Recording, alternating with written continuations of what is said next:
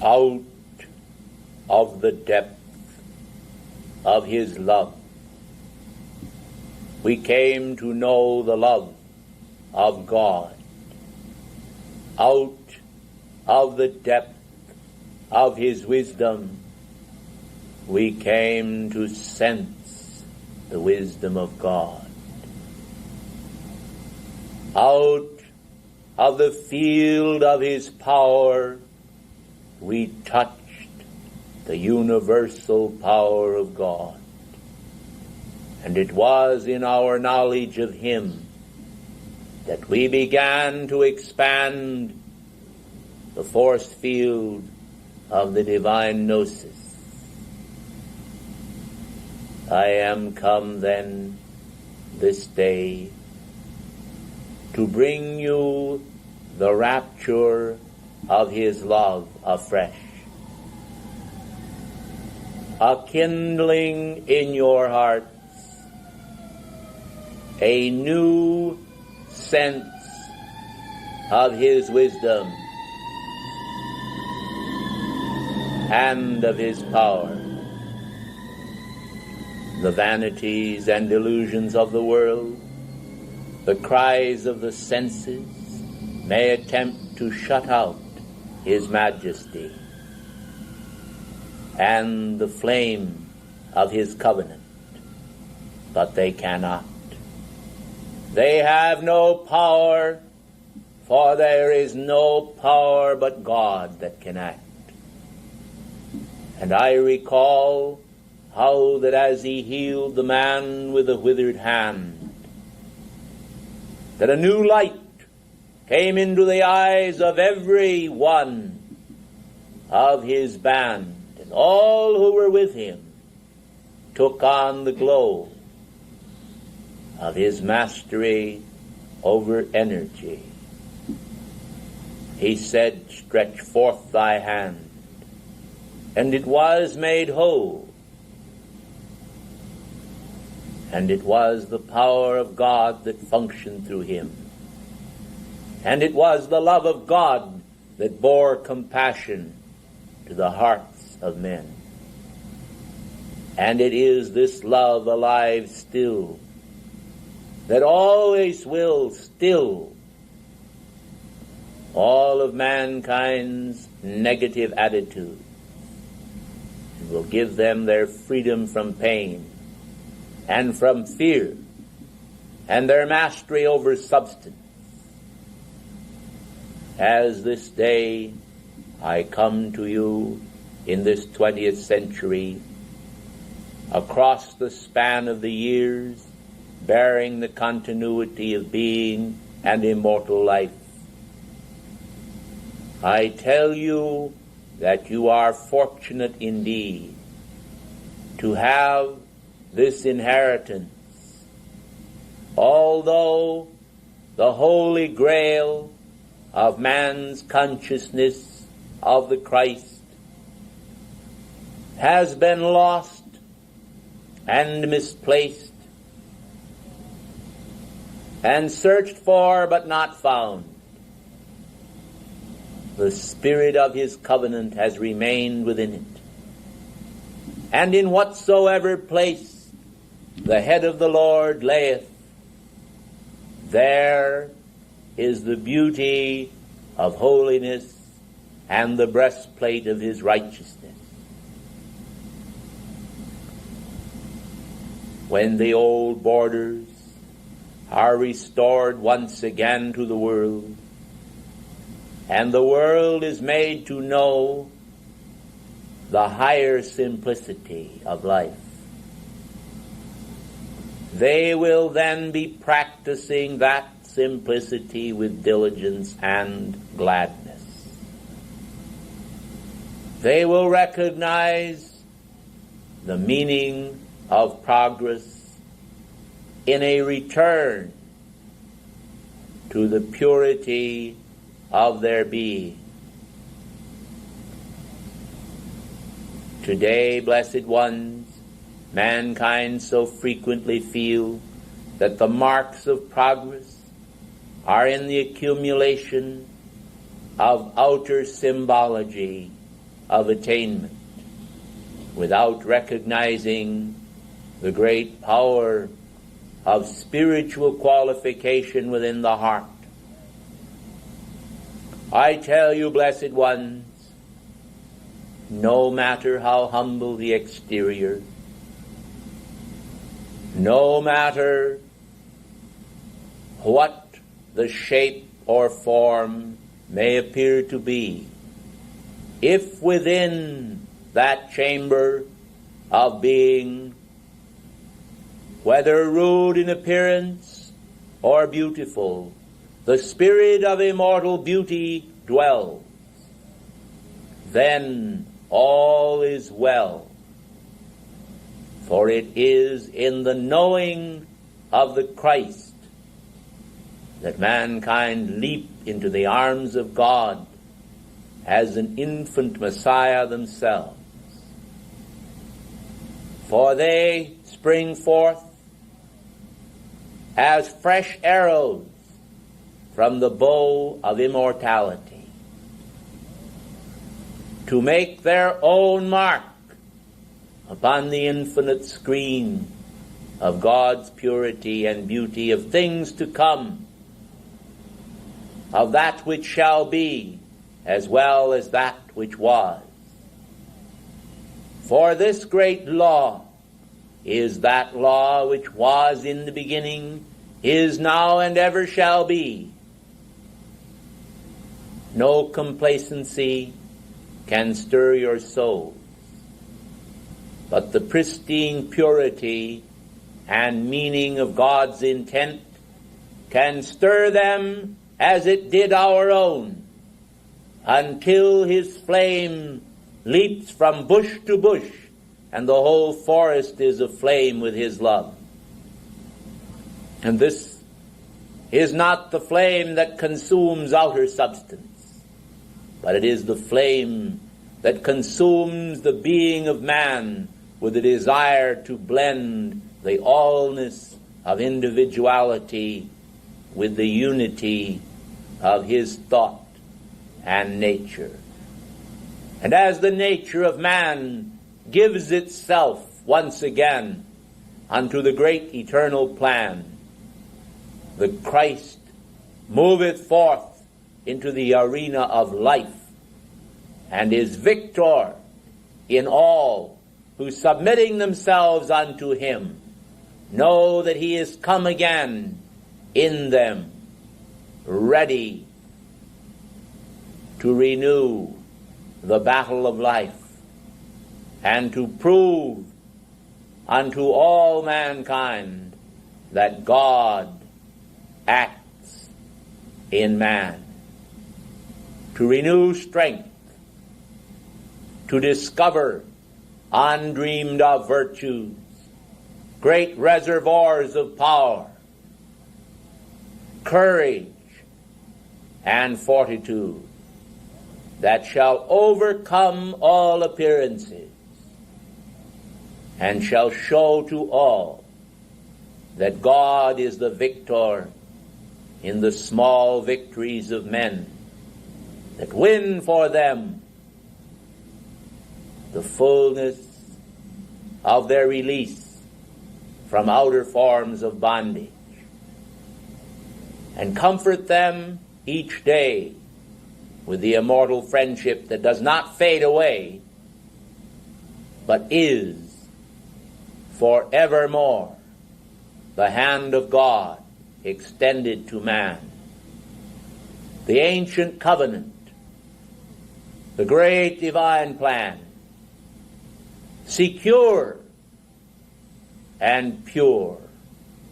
and radiant and lovely. This Christ image I knew. This Christ image I am. This Christ image are you. This Christ image are all men. I say to you then, be at peace. Be of good cheer. Take his cup in your hand and drink the cup of his plan of mastery, of spiritual adventure, of high courage, of infinite wonder, of love for child and flower and tree, and even the tiny little fairy being that animates the outer envelopes of nature. Rejoice in elemental life, in the life of man, and in the life of the angels. For in this union of the 3 times 3,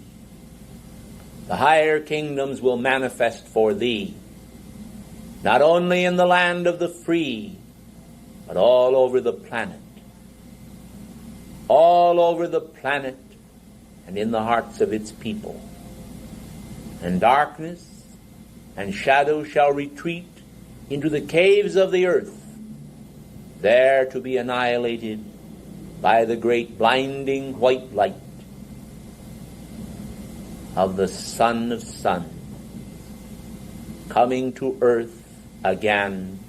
in each succeeding generation and age to fulfill the destiny of life without end. I knew him then,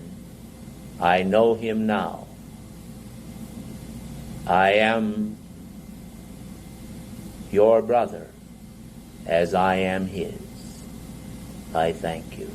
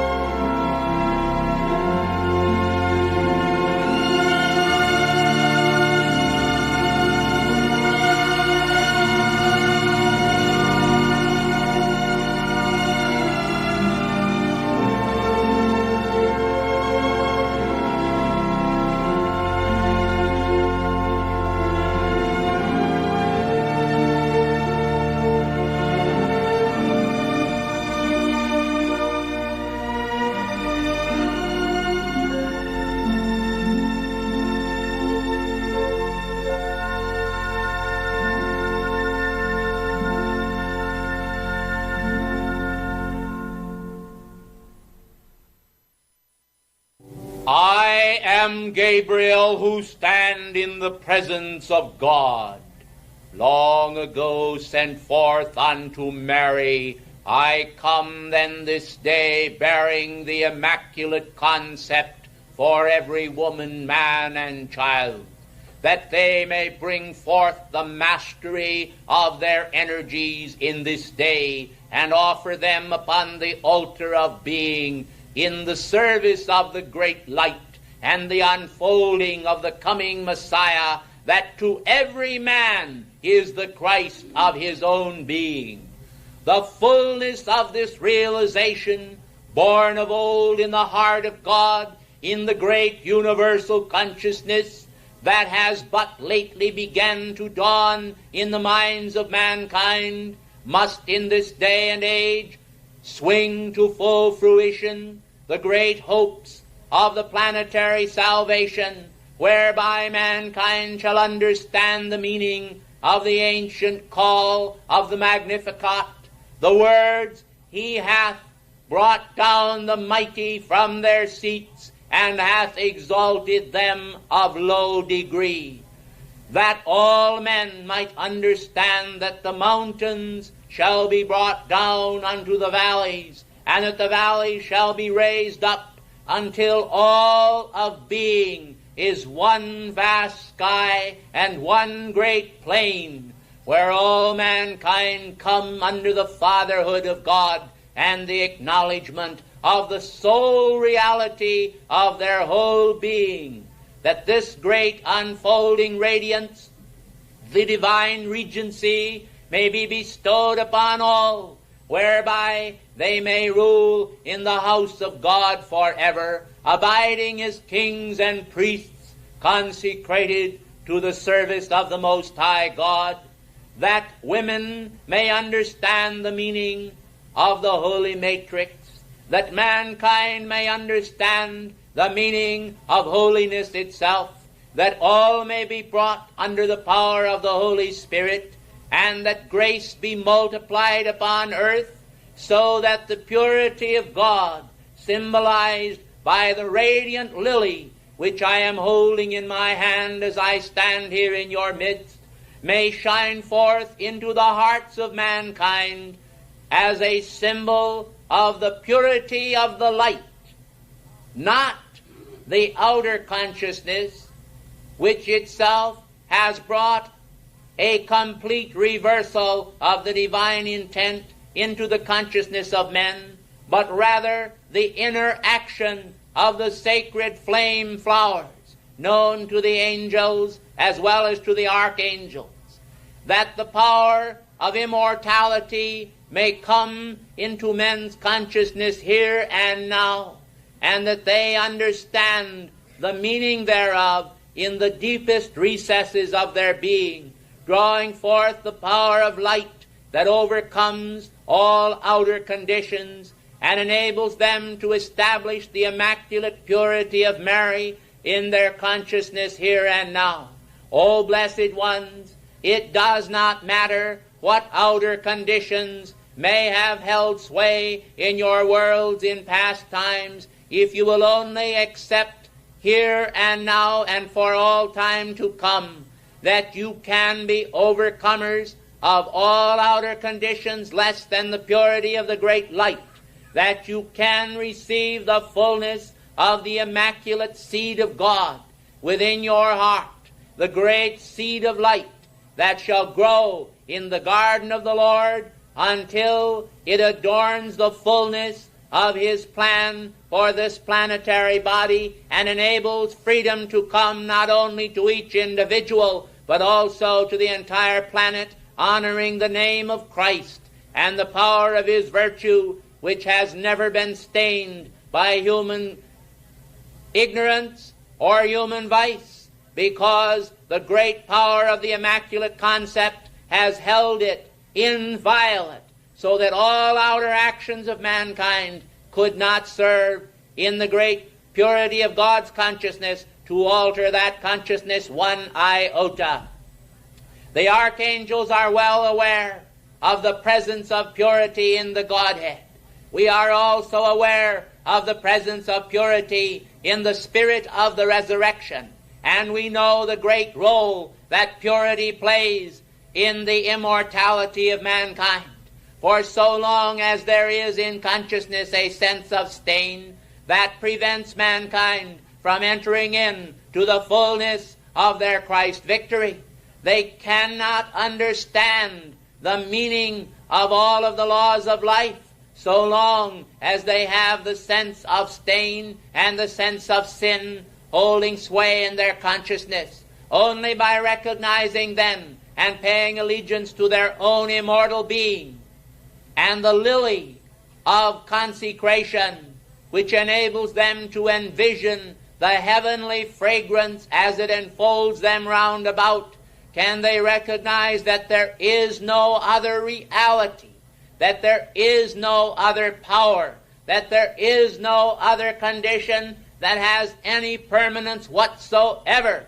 by contrast, than the pure, radiant God design of their own being. When womankind understand this and consecrate themselves to this power, they bring forth within their consciousness the infant Messiah, the Holy Christ of their own being. And this man-child expands in them and comes to the point where he is able to consort with the theologians and doctors in the temple. And they understand that even their thoughts themselves are illumined by the power of Christ,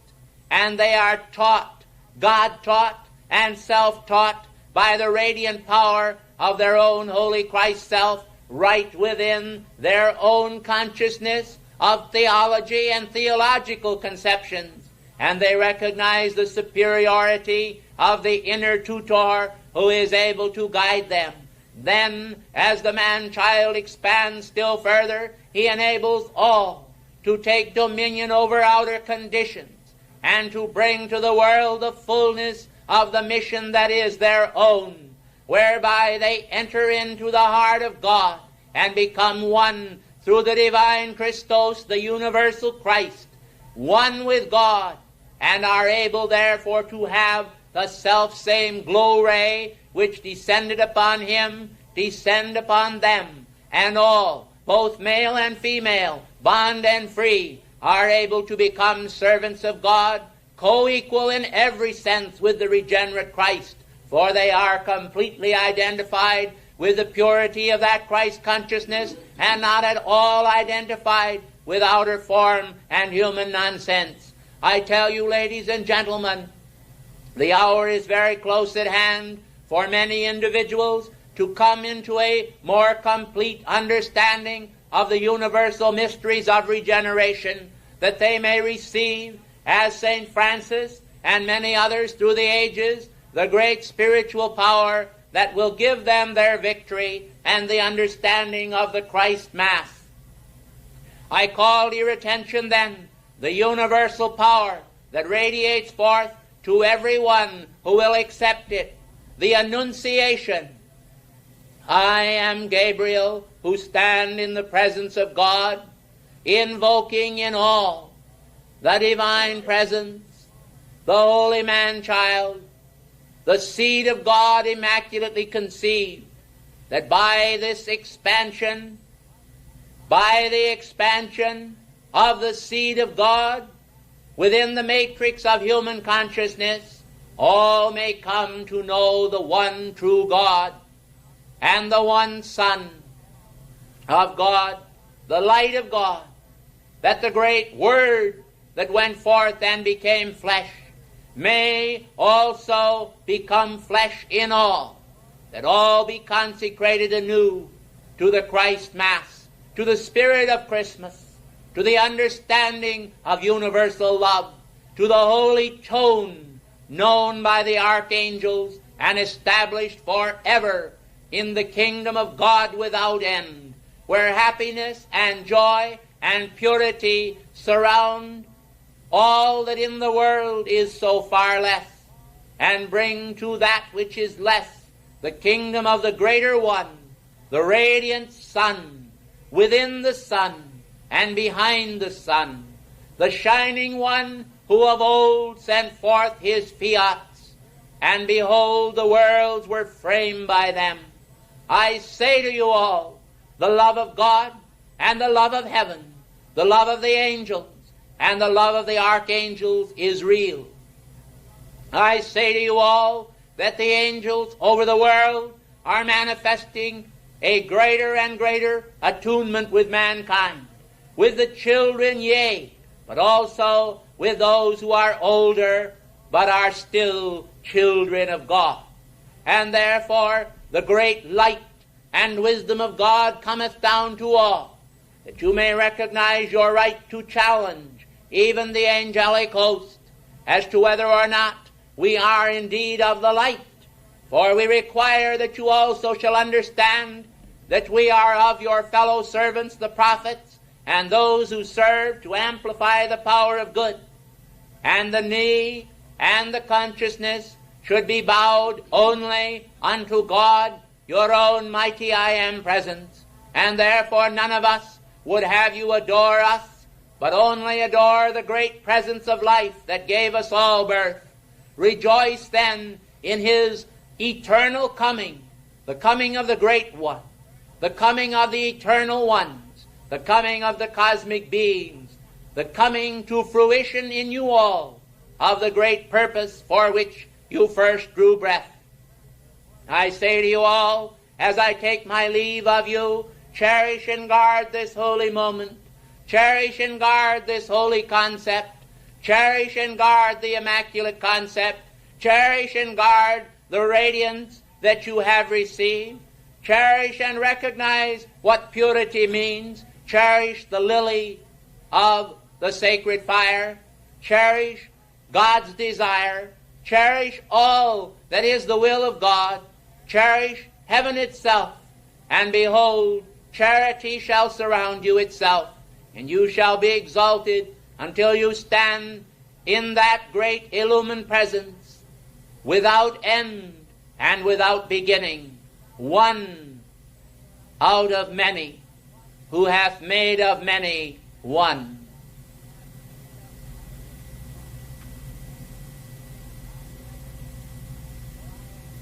I thank you, for I am come this day from out the sun,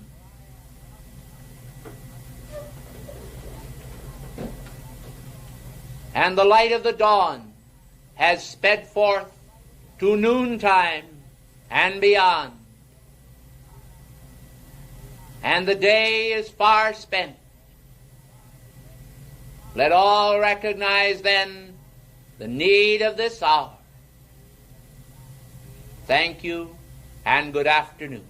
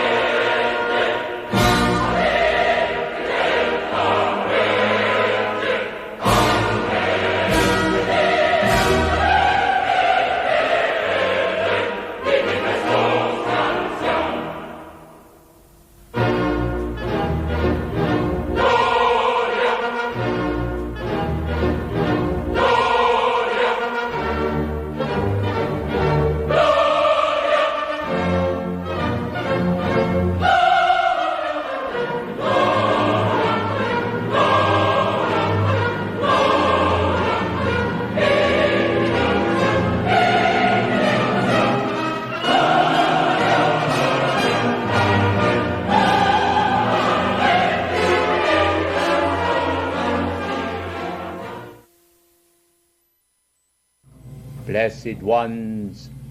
out of Egypt have I called my son. This word, gone forth of old, ancient, prophetical, the fulfillment of the ancient records of Akasha, did symbolize that out of a land which men have considered pagan and darkened came forth the one illustrious Son of God. And so out of human bondage, I say, shall come forth into divine freedom and the ritual of the ascension a multitude of souls whose hopes and aspirations have not been wedded to matter and substance, but to the disciplines of the Spirit and those essential acts of virtue which encompass man round about with his own divinity, holy strands of the immortal garment being woven by each penetration of the shuttle, moving from the right unto the left and from the left unto the right. For men must learn out of the most adverse conditions to bring forth victory,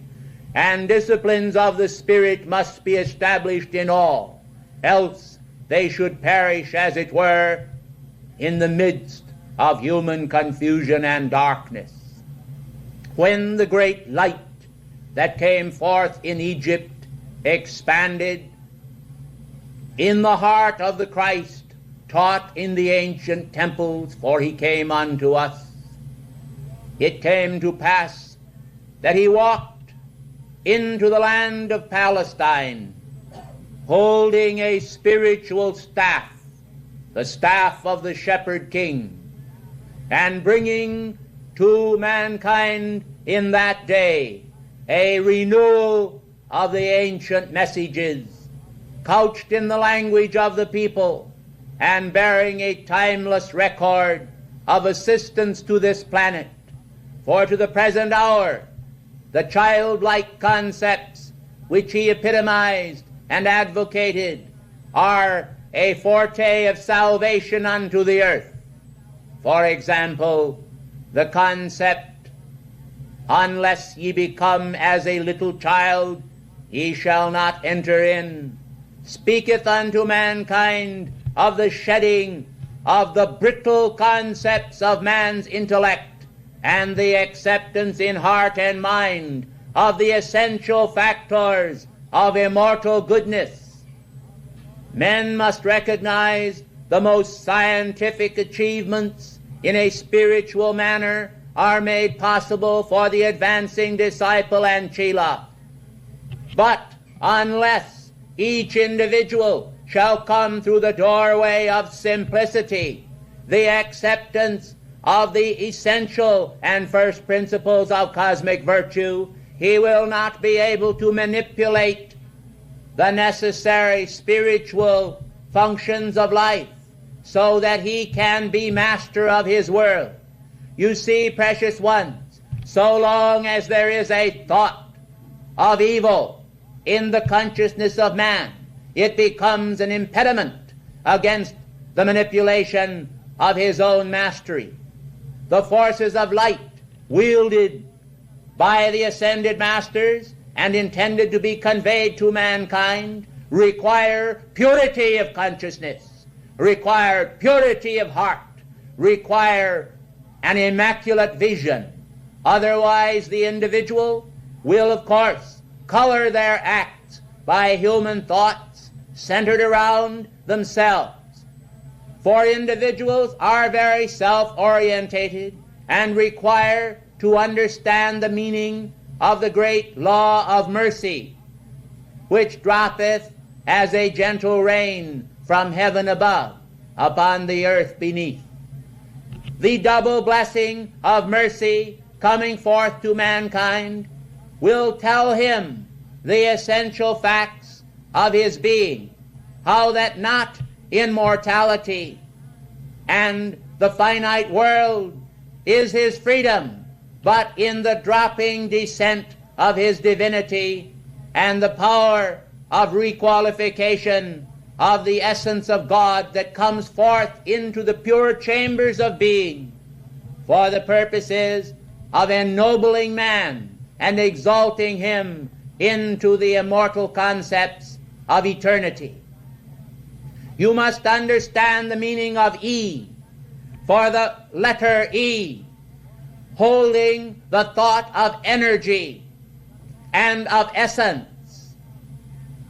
is itself the power of God, the potential of every man. Eternity, then, holding the power of the infinite forever, cannot be entered into until finite man has cast off the dregs of darkness and put upon himself the garments of light. For we cannot give eternal life unto that which is impure. To do so would be to pollute the stream of the eternal presence of life. And this can never be. And therefore the veil between matter and spirit cannot be wholly rent in twain, except through the mediatorship of the light of God that never fails, and the Ark of the Covenant held within the Holy of Holies must be removed from the decaying temple of those who do not respect or understand or comprehend the Godhead, and restored unto those who have accepted by the initiatic process the regeneration of their being, accepting then the great laws of eternity and of life as prima facie evidence not only of the existence of God in the universe, but of the existence of God within themselves. It is a great travesty, precious ones, upon the laws of life,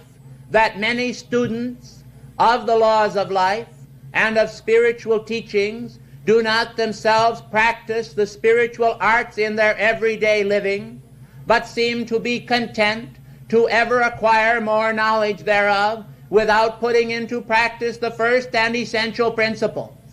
I am calling then to your attention today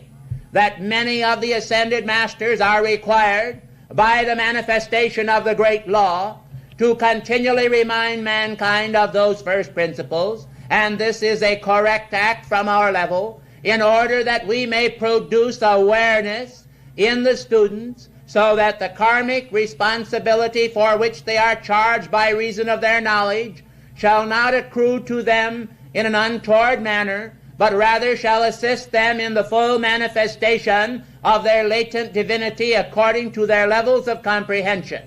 assisting them daily then in finding some element of their freedom, and in recognizing that there is a veritable shower of radiance descending upon them constantly. At times this seems too slow to a mere trickle, because they qualify that substance so rapidly by the elements of the outer world that there is no manifestation of the pristine power of the descending radiance of the Godhead. Now, when mankind shall recognize the law, paying allegiance to it with the breaking of the morning's early light, and shall qualify from that hour unto the end of their day, when they fall to sleep and rest in the arms of Morpheus, in a most delicate and holy spiritual manner, they will find that the night side of life will manifest certain elements of their victory, because they have qualified the day side of life with the purity of God during the time of the enfolding matrix. For the daylight hours are the weaving of the matrix for the night side of life, when the spirit of man, freed from the fetters of human imagination and the outer symbols of unregenerate energy, enter into the purity of the Godhead, attaining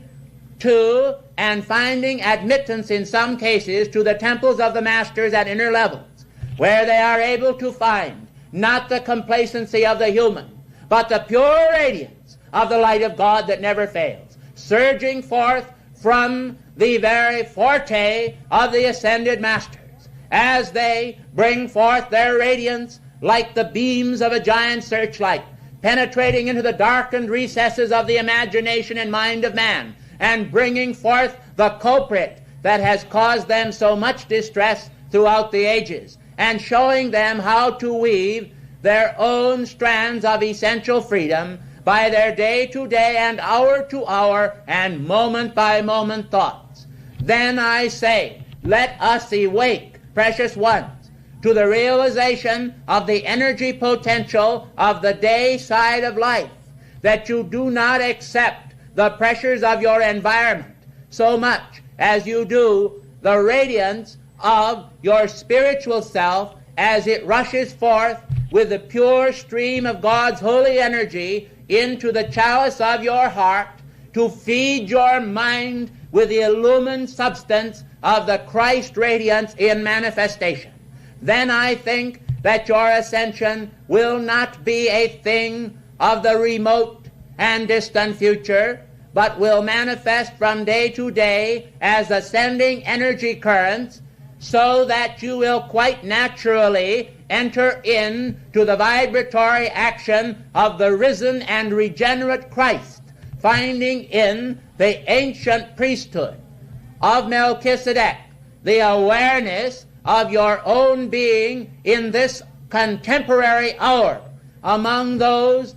with whom you are associated, finding then in them the essential elements of spiritual goodness which are found in the retreats of the ascended masters, manifesting in both Chela and master alike. When this is brought down into the environment of your daily world, you will find that your raison d'etre will come full circle, and you will understand that your freedom is at hand. Your freedom is in the appearance of the Christ, and the Christ must appear in the rising energies of your mind and heart from day to day. And those disciplines of the Spirit which will enable you to say no to human reason when it attempts to tell you that you must have a certain amount of human fun in order to have life and happiness. I tell you that in spiritual joy there is that completeness which can never be supplied by outer action. And I think it is high time that mankind be aware of their responsibility toward the spiritual side of life, else they shall continue in a realm of human bondage. And the statement made not only of the Christ of old, but of all, out of Egypt have I called my son, will be brought full circle to this realization that in the ancient temple of Luxor there is the ascension current rising with all of its beauty and spiritual power, ministered unto by the priests of the ascension flame, and the great hum of their joy can be heard throughout the earth. Know then that in every land where the darkened concepts of the brothers of the shadow have extended themselves, that there are also in existence great foci of light, radiant centers of pure spiritual power, whose light shall never wane. Put thy attention upon these centers of light, and withdraw it from those who are darkened individuals who have not yet comprehended the first essential principles of life. Although they may be possessed with great knowledge, of these St. Peter spoke, saying that they are clouds without water, vessels emptied of the intended fullness. I say to you then, the disciplines of the Spirit that shall accomplish the regeneration of your being and give you your ascension into immortality must be imposed by your free will. Will you welcome us? Will you invite us? Will you accept the lash of our consciousness as we spur you to your divine realization? Then do so, and that which thou doest, as it was spoken to Iscariot of old at the last communion, do quickly. Realize then is spoken to thee, for all that betrayest thy holy Christ self must itself come for recognition to the altar of God, and the 30 pieces of silver for which men have sold themselves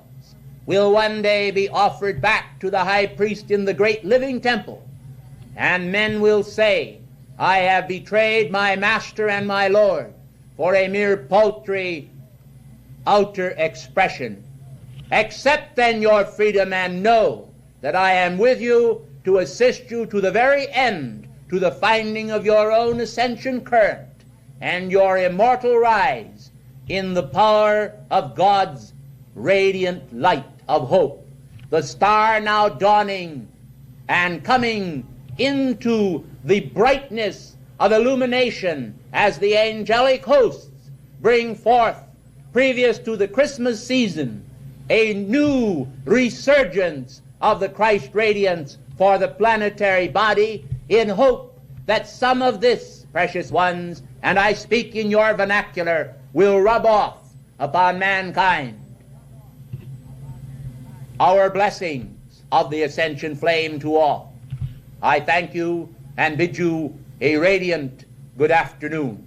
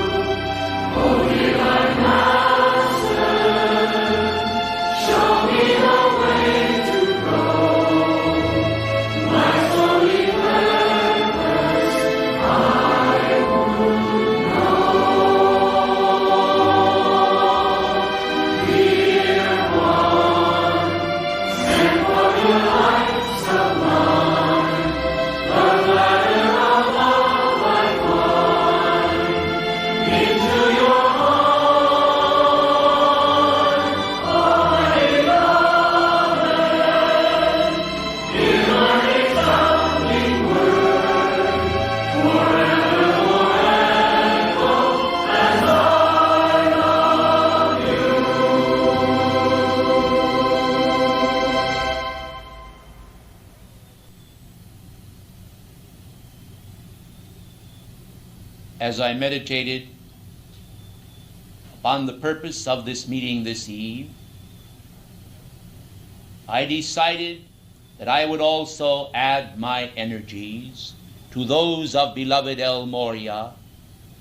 and speak to those of you who have known me for many a year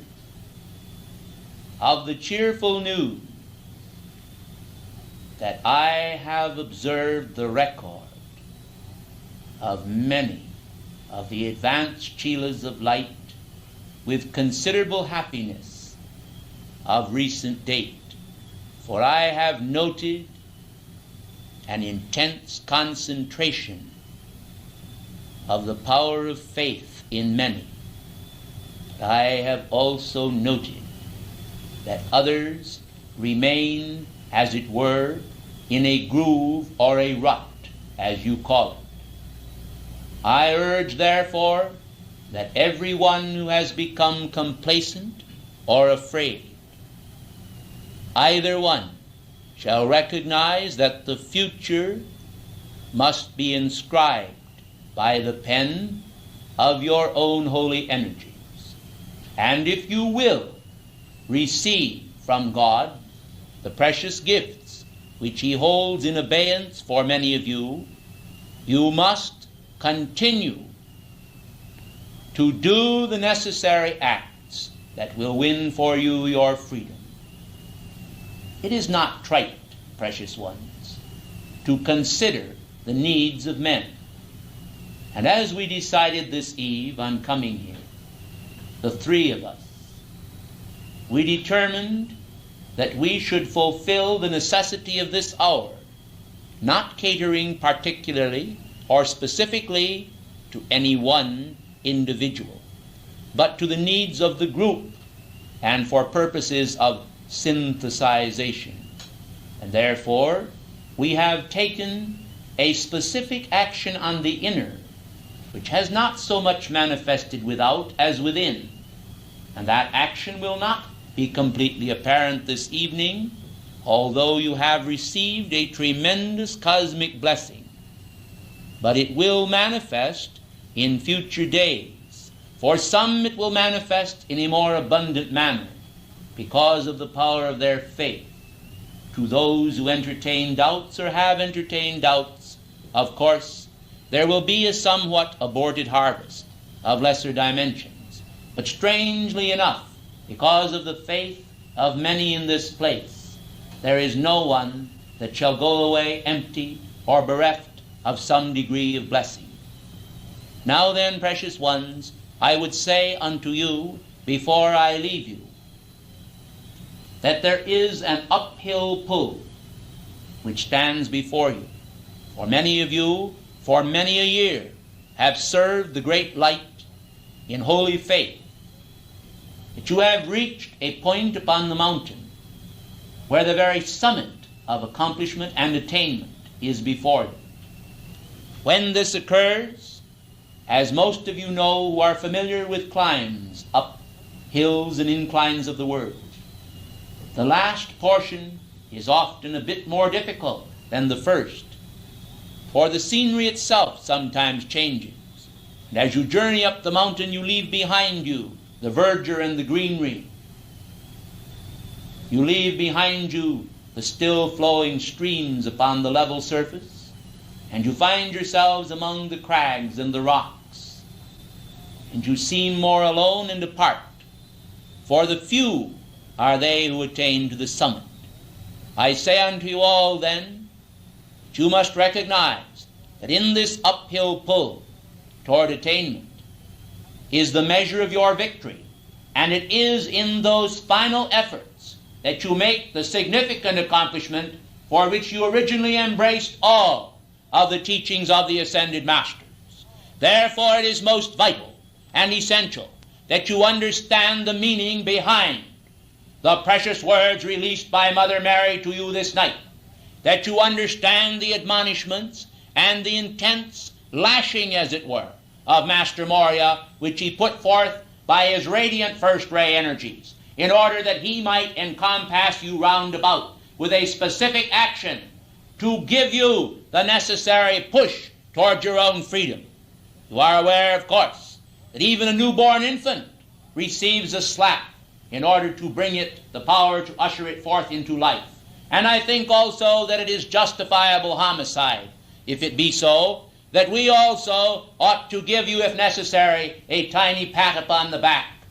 which will assist you in recognizing that you must not now rest upon your oars. You must not now feel that you have a freedom that is not yet attained, although within your grasp. For unless the final push be made, then all of the efforts which have been made in the past are yet in vain. For it is not necessary, and it is extremely foolish, for individuals who have long striven for attainment to now deny the very power that has given them so much joy throughout the years. I would point out to you that in these United States there is now in existence one specific student in the state of New Mexico who, having embraced Saint Germain for many years and given him a tremendous, radiant outpouring of love, has now repudiated me, for I am speaking to you. And I choose to identify myself for those of you who did not recognize me. I am indeed Le Comte du Gabalis, known to you as Saint Germain, and I am speaking to you of this student tonight, that you may make special calls for his soul and being. This individual who has followed for many a year the pathway of light, has now repudiated and denied the existence of the ascended masters. And this then is a verification to you of that which can occur to those who reach a certain measure of attainment, and then, because the mirror of cosmic revealment is not actually before them, do not know how close they are to their attainment or the measure of their own victory or progress. And therefore, they slip aside, as it were, from all of the measured beat of victory that they have initiated in the past, and return into the spirit of the dark ages of fear and distrust, and go down under the burden of their own human necessity. Human bondage and human creation take their toll, and so hope flies out the window. Now I say to all of you, lest you suffer a like fate, that you must recognize that you will be tested more as you near the very summit of attainment than you ever were tested before. And the fullness of your victory is close at hand when the tests come thick and fast. For as travail upon a woman with child, so it is with those who stand ready to be ushered into the kingdom of immortality. The pangs of this birth are worth all of the effort that you make, and I think also that you will agree with me then, after you have attained, if you do not now. And I trust that you will pledge to me tonight a renewal of your heart and your head and your hand in behalf of the cosmic service of the light, that you may find the power of your victory is indeed resurging through the very fount of your being, coming up from the fountains of the deep, and giving you a renewal of the great faith in God and the Holy Spirit, the ascended masters, the cosmic masters, and the victory of beloved Jesus. There are many books that have been written that have denied the attainment of beloved Jesus and others of the ascended masters. I tell you, blessed ones, these books and words have no power except mankind accept it into the consciousness of their world as reality. And if they do, they shall deal with that energy at another time, and they will find that by accepting it into their world, they have lost rather than won a precious laurel wreath of freedom and victory. Ladies and gentlemen, may I bestow upon your hearts a crown of renewed hope for the victory of every student that has ever served the light of God that does not fail. May that light beam forth then from your hearts and continue in the clasp of your hand with one another as purity and friendship and peace expressed not only to God and to the cosmic masters, but to your fellow man as integrity and purity and diligence and continuation in the mighty tides that shall mean your eternal freedom. I thank you and bless you and bid you adieu.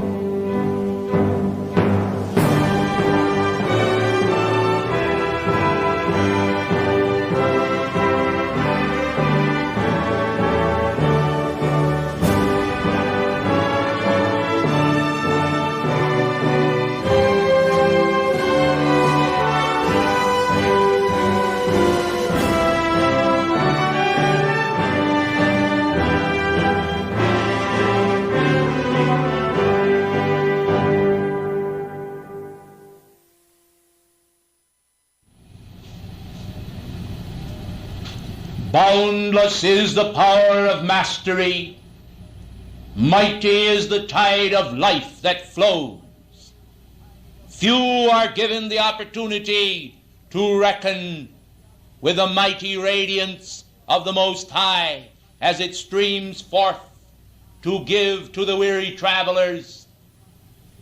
the power of the beacon light of God. And so, Blessed Mother Mary has spoken to you this night of cosmic faith. I am come this night to strengthen your bond of affection for the ascended masters, and to make you aware of the fact that no reverent moment, no moment of devotion is ever in vain, nor are any of the acts which mankind perform in the fullness of cosmic faith, whether by the power of sight or by the power of holy truth, held in full faith in vain. For God, in his mighty tide of reckoning, does record every act, and there are none so blind as those who will not see the handwriting upon the wall, which they themselves have recorded there, both now and in past ages. When mankind desire to escape from the very recordings which they have made upon the screen of life, they seek to attach the blame for the records to another and not unto themselves. This is without purpose, for I have found that the karmic lords are not swayed by human reason, but by the power of cosmic love. Let me then urge upon all the understanding of God's laws, which are not always fashioned in the likeness of men or their similitude, but are patterns of radiant perfection and wonderment. Mankind are often garbed in false raiment. They would deceive even the masters in their thoughts, and they would deceive also their own selves. They must then shed these concepts of deceit and calumny, of blame and false courage. They must recognize that only the brave and the true shall establish victory within the force field of their identity. The voice of human reason is often arrayed against the cosmic hosts and the power of the heavenly laws, but it has no power, for the laws of man shall fall and shatter in pieces as a potter's vessel when standing face to face with the mighty power of the cosmic council. Now I say to you that let there be one soul in the midst of a place where I am speaking in this wise, who doubts the veracity of the mighty law by which I am able to come, and you do cast a stone in a rude manner into the temple to shatter the chalice and matrix of the force field of light. I say then, hold to the power of cosmic faith, and the miraculous radiation of God will bring to your tarnished receptacle a luster and brilliance for which your soul craves. The spoilers among men would always seek to find fault. Far they be themselves from perfection and the gates of heaven, yet they would hinder those who would press therein, having offered the fullest measure of themselves, and standing ready to balance their karma. These individuals are taken by angelic hands and led as weary travelers to the refreshing fount of God's holy will. Others, imbued with lesser concepts, deserve a switching and this they shall receive from their own hand, when alone and bereft of hope they stand face to face with the barren desert of their selfhood. I say to all then, the hour of compassion for one another must be externalized by cosmic love. This is the will of God, not that men should bear burdens upon their backs which are of their own creation, but that they should cast them down into the sacred fire and call for their transmutation. For it is against heaven's own reason for men generation after generation to stoop almost to the earth with the heavy burdens which they have forged, when the burden of the Christ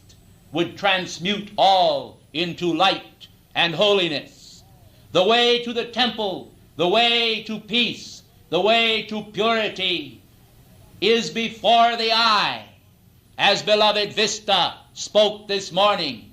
and mankind ought to open their eyes and not grope as in darkness for the door that leadeth to life eternal. I say to you, mankind of earth, awake. Tonight, mighty cosmic forces are swirling all around you.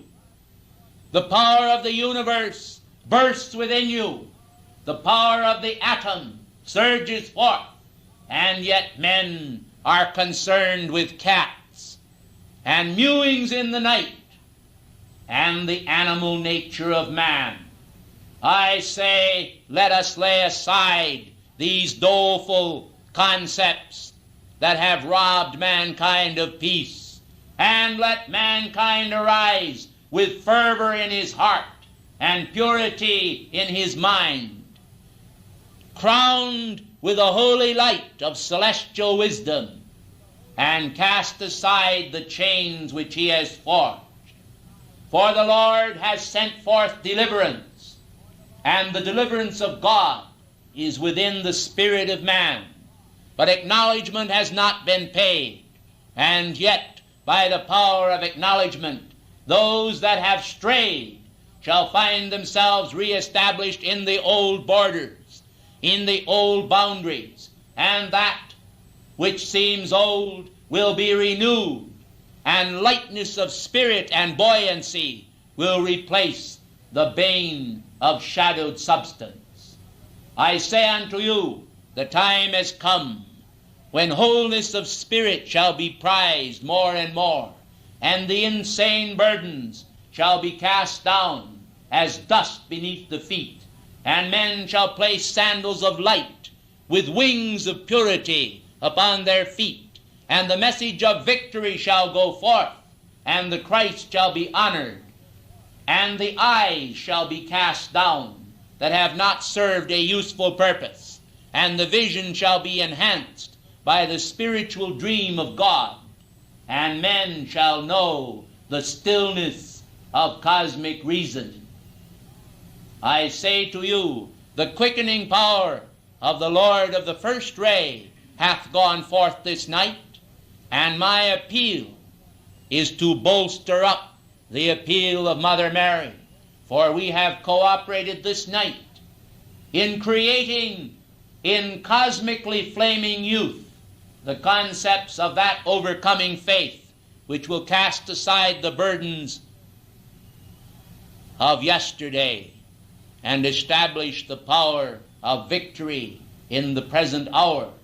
until the morrow shall bring forth the radiance of the mirror of purity and wisdom, which Mother Mary caused to be brought here this eve, saturated with the substance of jade, the purifying power which God has directed here in the holy name of mercy. Ladies and gentlemen, I bid you adieu.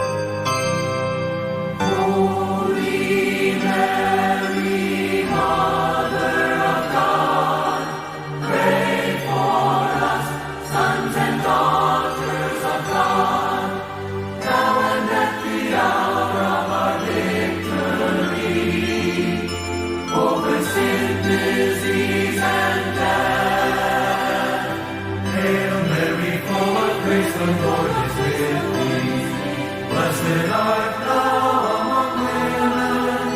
and blessed is the fruit of thy womb, Jesus. Blessed is the fruit of thy womb, Jesus.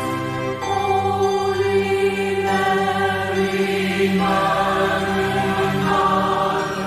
pray for us sons and daughters of God. Knowing that we have our victory over sin, disease, and death. Hail Mary, full of grace, the Lord is with thee. Blessed art thou among women, and blessed is the fruit of thy womb, Jesus. Holy Mary, Mother of God, pray for us, sons and daughters of God, knowing that the hour of our victory over sin, disease, and death.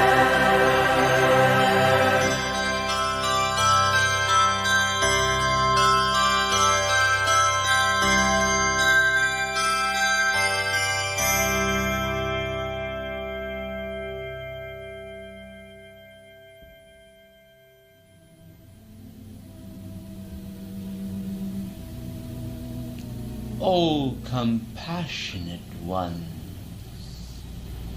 as I come, filled with longing to see divine grace multiplied in thy being, as in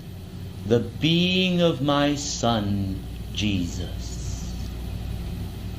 I breathe upon you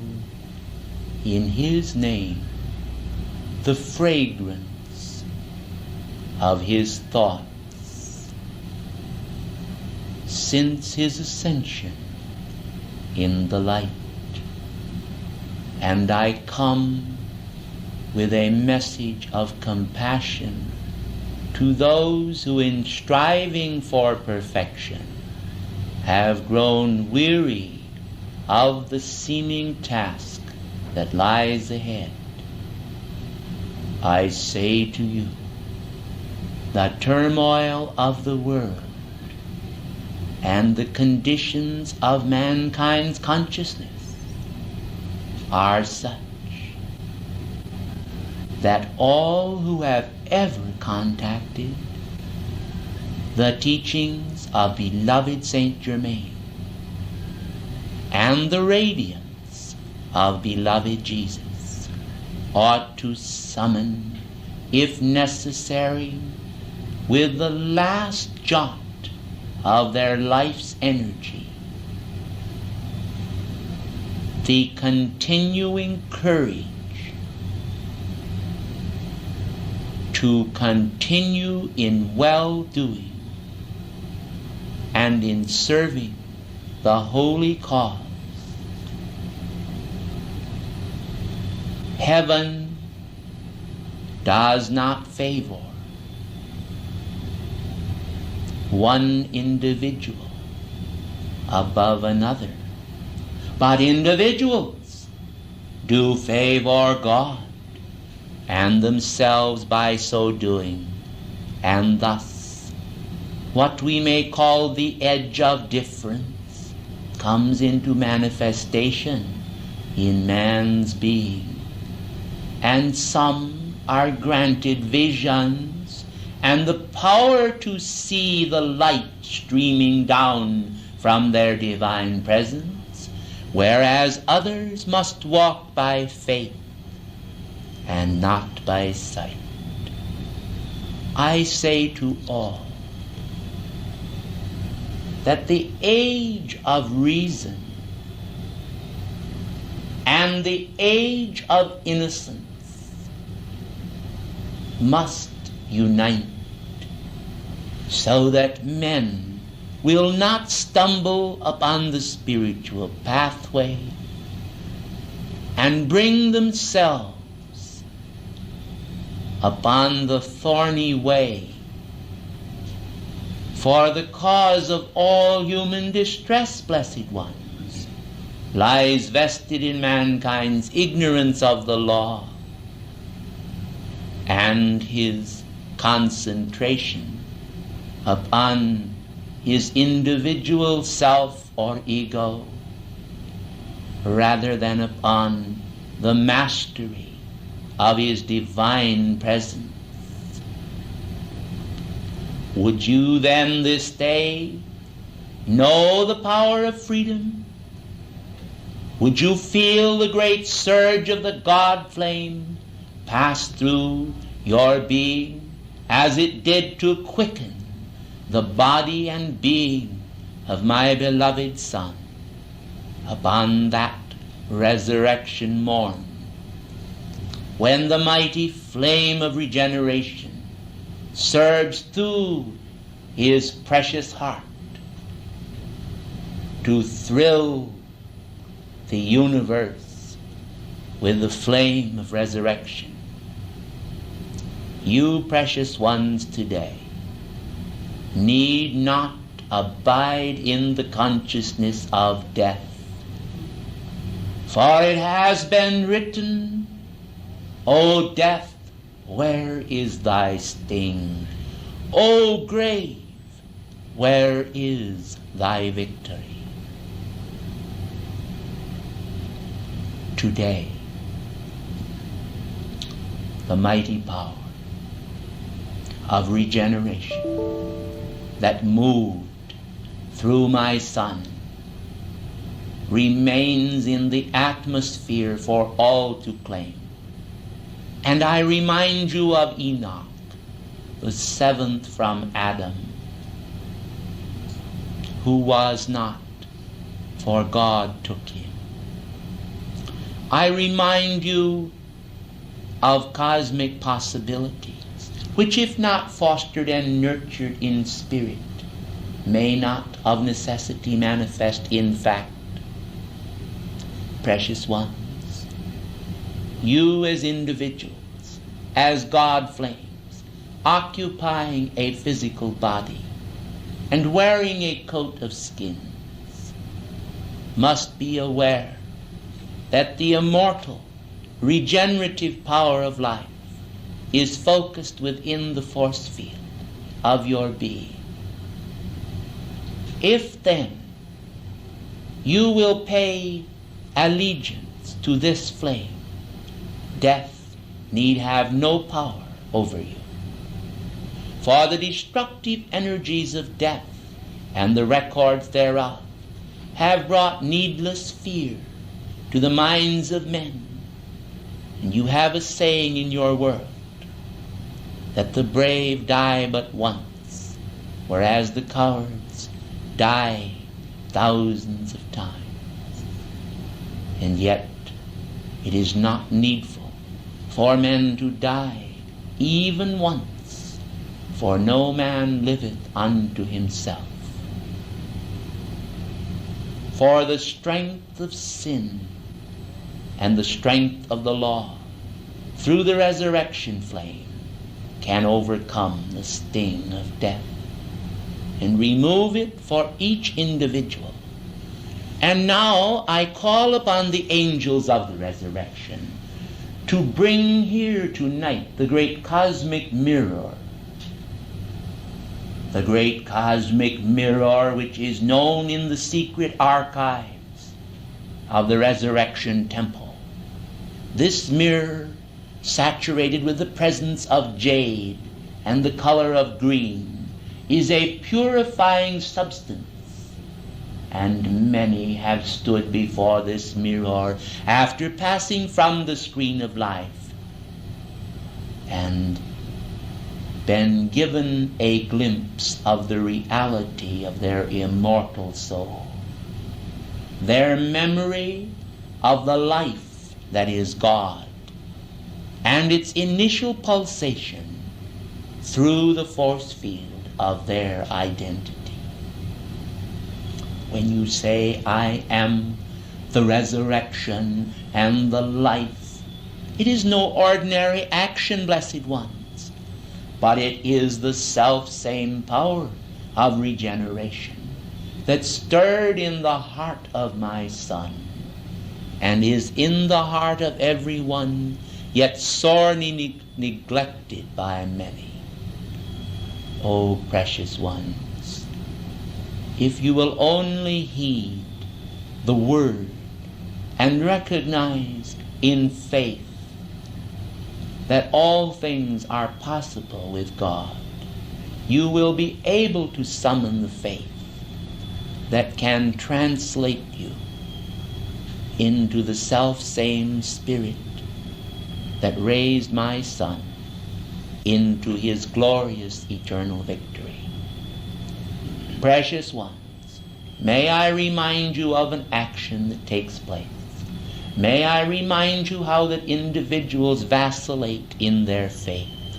May I remind you how that in the great rarity of true cosmic hope,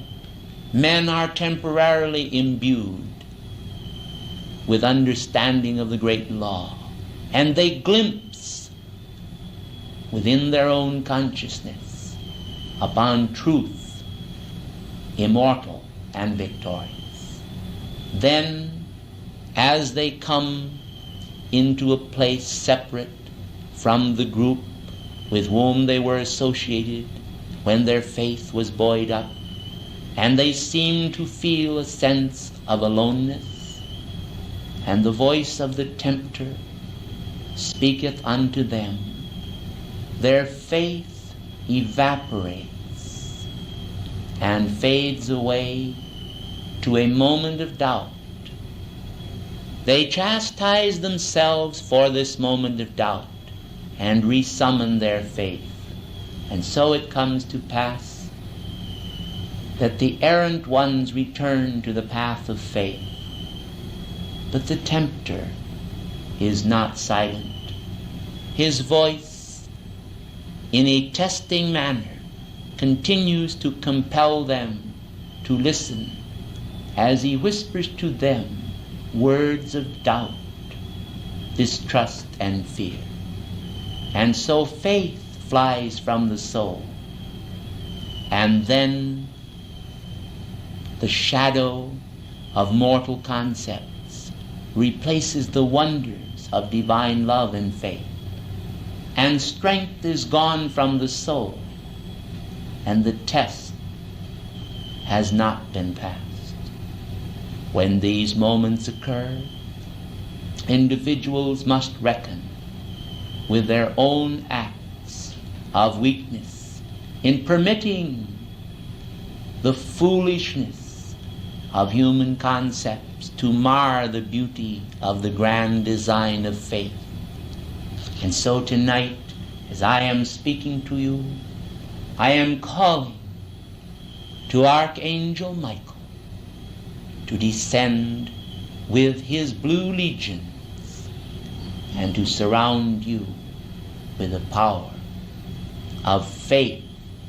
in action here. Well done. Now it may surprise you, precious ones, to know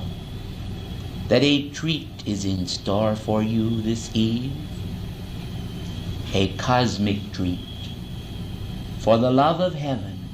for your faith and the strength of your being is indeed great. And in admonishing you concerning the building of faith, I do not decry that manifestation of faith which many of you have continued year after year to exhibit, but I point out the subtleties of doubt that have momentarily crept in to men's consciousness. And I tell you, precious ones, that it is these moments of doubt that mar the manifestation of the perfect design and cause you to stand aside when the goal of the ascension is very near, when the precious offerings of God are at the very door, It is your own vain doubts, for vain they are, that stop the manifestation of the requirement of the hour. Therefore I come tonight with admonishment to urge you to have that faith which my son knew so well, and by which he obtained his victory. By having and retaining that faith, I say unto you